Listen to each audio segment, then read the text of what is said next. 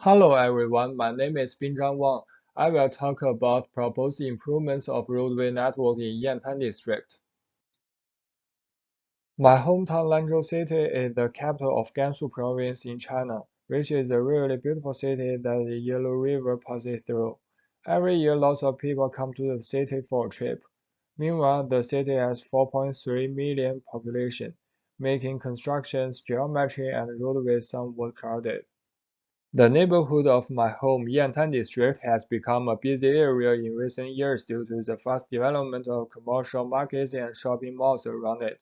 This is a map of the area I will discuss. My neighborhood is the block surrounded by red lines. The traffic geometry and infrastructure in the neighborhood seem to be incomplete and fairly unreasonable. As a result, during peak hours of the day, a large quantity of vehicles, cyclists, pedestrians are crowded into roads and walkways in the nearby district, causing serious traffic congestions. This situation causes huge inconvenience and limitation for residents to go to the major employment and shopping area in downtown.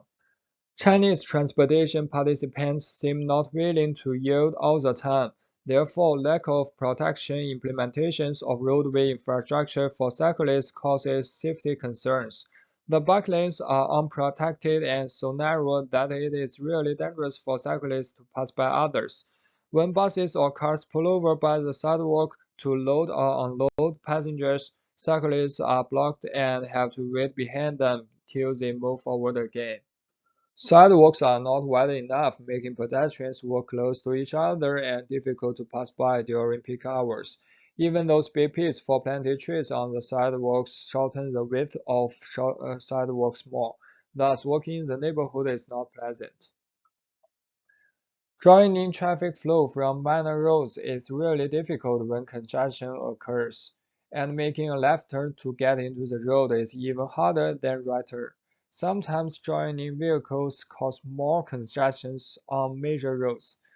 Bus stops are located very close to some of the minor road approaches, and when drivers make a right turn into the major road, they will be blocked by the buses stopping there.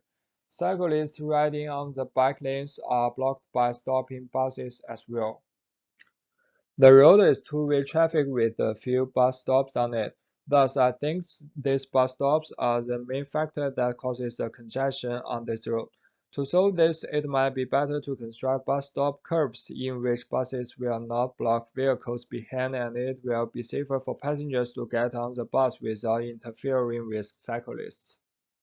The road is not wide enough to support four vehicle lanes and two unprotected bike lanes as the present situation is. As far as I am concerned, this road should be reconstructed to the one-way traffic and should include two vehicle lanes, one bus lane, and two protected opposing bike lanes. In this way, several advantages will be generated.